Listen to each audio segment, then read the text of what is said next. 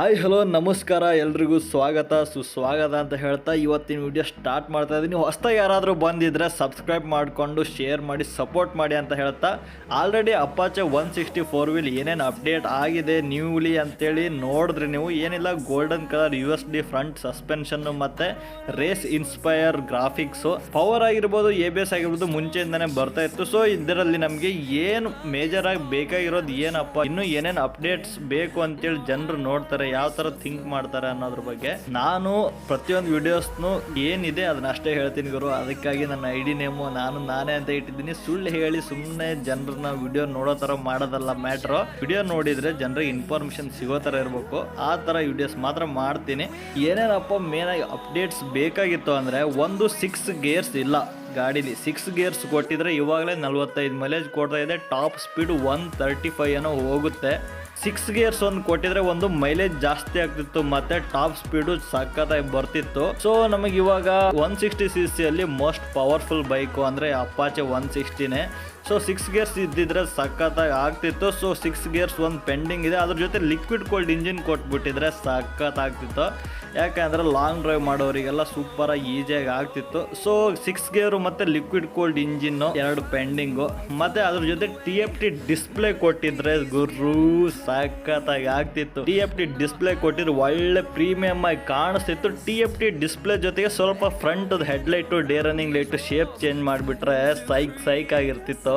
ಅದೊಂದು ಕಡಿಮೆ ಇದೆ. ಅದ್ರ ಜೊತೆಗೆ ಟ್ಯಾಂಕ್ ಶೇಪ್ ಸ್ವಲ್ಪ ಚೇಂಜ್ ಮಾಡಿ ಹೊಸ ತರ ಕೊಟ್ಟಿದ್ರೆ 160 ಸೂಪರ್ ಆಗಿರ್ತಿತ್ತು. ಸೊ ನೆಕ್ಸ್ಟ್ ಅಪ್ಡೇಟ್ಸ್ ಅಲ್ಲಿ ಕೊಡ್ಬೋದೇನೋ ಗೊತ್ತಿಲ್ಲ. ಮತ್ತೆ ಇನ್ನೊಂದು ಎಲ್ಲಾ ಗಾಡಿಲೂ ಬರ್ತಾ ಇದೆ ಇವಾಗ USB ಪೋರ್ಟ್ ಆಗಿರ್ಬೋದು, ಹಜಾರ್ಡ್ ಲೈಟ್ ಆಗಿರ್ಬೋದು. ಸೊ ಅದನ್ನು ಸಹ ಇದ್ರಲ್ಲಿ ಇಲ್ಲ. ಸೊ ಅವೆರಡು, ಮೊದಲನೇದಾಗಿ 6 ಗೇರ್ಸ್ ಕೊಡ್ಬೋದಿತ್ತು, liquid cold engine, TFT display, hazard light, USB port ಇಲ್ಲ.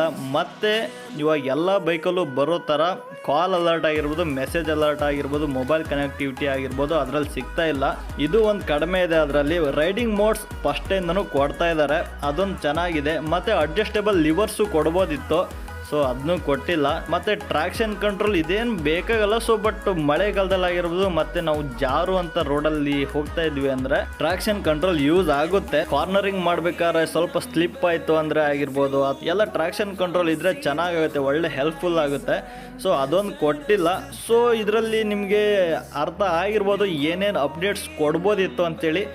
ಅಷ್ಟು ಒಂದು ಸಾರಿ ಹೇಳ್ಬಿಡ್ತೀನಿ ನೋಡಿ. 6 ಗೇರು, ಲಿಕ್ವಿಡ್ ಕೋಲ್ಡ್ ಇಂಜಿನ್ ಜೊತೆ TFT ಡಿಸ್ಪ್ಲೇ, ಫ್ರಂಟ್ ಹೆಡ್ಲೈಟ್ ಸ್ವಲ್ಪ ಚೇಂಜ್ ಮಾಡಿ, ಟ್ಯಾಂಕ್ ಶೇಪ್ ಚೇಂಜ್ ಮಾಡಿ, hazard light, message, call alert, mobile connectivity, USB charging port ಜೊತೆ ಟ್ರಾಕ್ಷನ್ ಕಂಟ್ರೋಲ್ ಕೊಟ್ಟಿದ್ರೆ ಸಖತ್ತಾಗಿರ್ತಿತ್ತು. ಸೊ ಇದ್ಯಾವುದು ಕೊಟ್ಟಿಲ್ಲ, ಮುಂದೆ ಫ್ಯೂಚರಲ್ಲಿ ಬರಬಹುದು. ಬರೋ ತನಕ ವೇಟ್ ಮಾಡೋಣ, ಮತ್ತೆ ಸಿಗೋಣ.